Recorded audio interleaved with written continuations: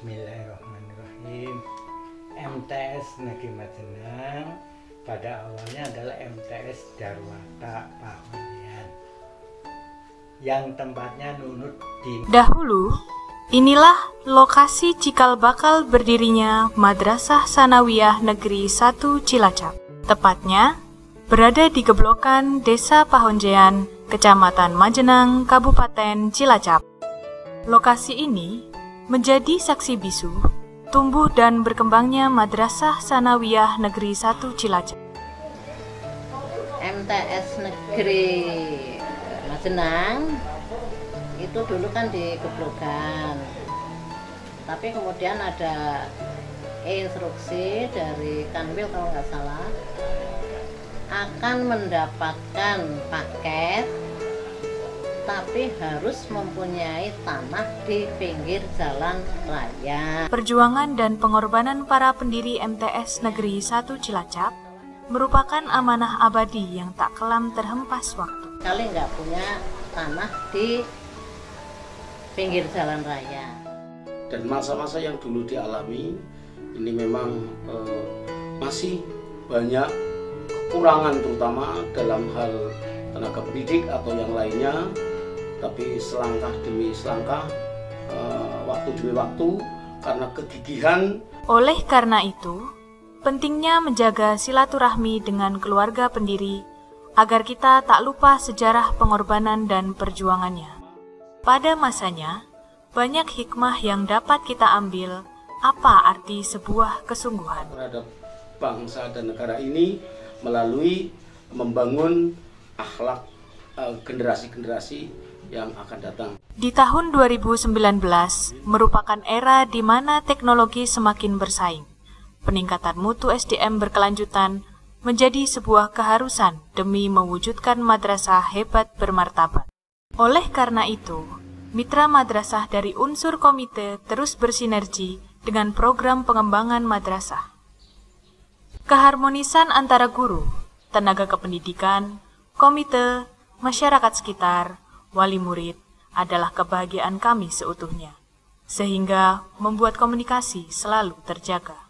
Namun kala semangat belajar siswa meningkat, datang kabar berita yang memilukan bagi masyarakat Indonesia saat itu, baik dari media elektronik maupun media massa, bahwa wabah COVID-19 telah melanda di Indonesia. Bahkan, ujian nasional pun dibatalkan demi menyelamatkan seluruh masyarakat. Kepala madrasah bertindak cepat, lalu mengadakan rapat terbatas yang pada akhirnya tim PJJ terbentuk. Tujuannya agar pembelajaran tetap berlangsung meski secara daring. Ketua tim PJJ pun menginisiasi berbagai pelatihan sebagai bekal keahlian tim PJJ yang telah terbentuk. Pembelajaran secara daring berjalan perlahan. Namun, seiringnya waktu berjalan, berbagai kendala mulai muncul ke khalayak. Informasi muncul dari setiap wali kelas bahwa di seluruh kelas timbul permasalahan yang sama, dari mulai tidak memiliki handphone maupun terkendala jaringan internet. Seperti halnya Wildan, salah satu siswa yang tidak memiliki handphone namun tetap semangat belajar. Wildan adalah salah satu siswa dari sekian puluh siswa di MTS Negeri 1 Cilacap yang terkendala pembelajaran secara daring. Siswa yang berada di pesantren pun menjadi bagian dari permasalahan yang mengemuka.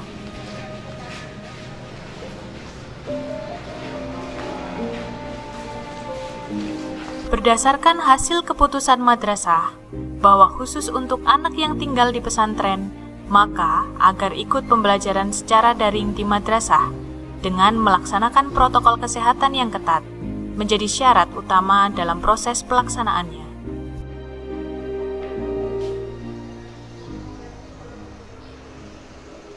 Lain siswa yang di pesantren, lain pula Rifki Wahyu, seorang pelajar yang bertempat tinggal di daerah pegunungan. Kesulitan jaringan internet menjadi kendala utama dalam proses mengikuti pembelajaran secara daring. Mendirikan gubuk di kebun salah satu solusi agar dia bisa belajar setiap harinya. Pada gubuk inilah masa depan Rifki dipertaruhkan.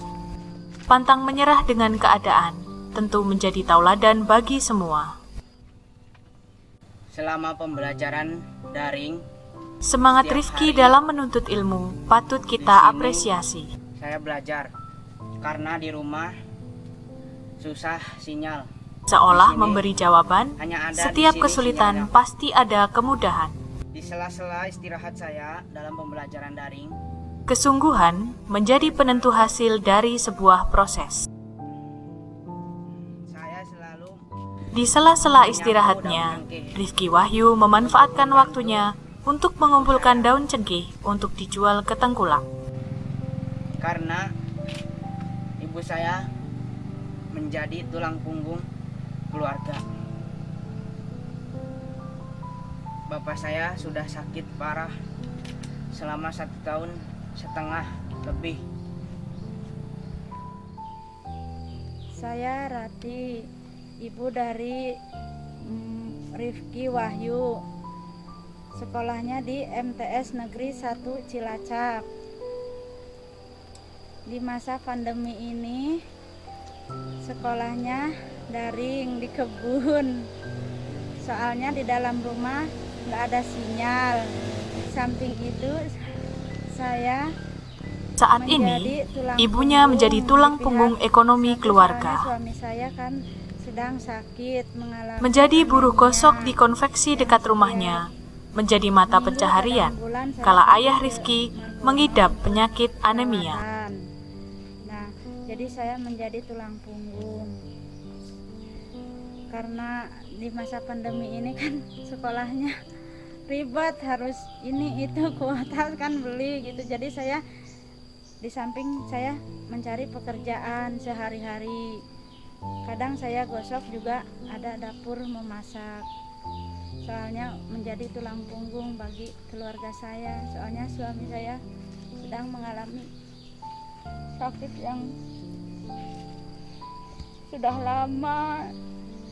Karena saya nggak harus membiayai sehari-harinya untuk pergi berobat, juga untuk keperluan sehari-hari dan ekonominya. Cuman harapan saya ingin anak saya cepat pintar, sekolah berlanjut, semoga menjadi anak yang soleh dan juga sukses. Harapan saya hanya itu.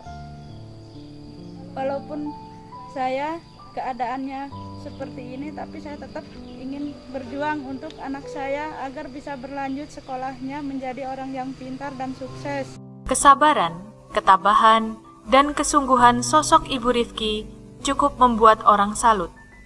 Terbukti, Rifki merupakan anak yang patuh dan hormat kepada kedua orang tua. Sepelik apapun kehidupan, membuat terenyuh orang yang sudah mendengar dan menyaksikan sendiri kondisi ayah Rifki saat ini. Entah berapa lama lagi, kami harus menunggu datangnya belajar tatap muka. Canda tawa saat pembelajaran tatap muka merupakan momen yang dirindukan. Hanya uluran doa, ikhtiar, dan selalu mengedepankan protokol kesehatan cara kami menerima keadaan saat ini.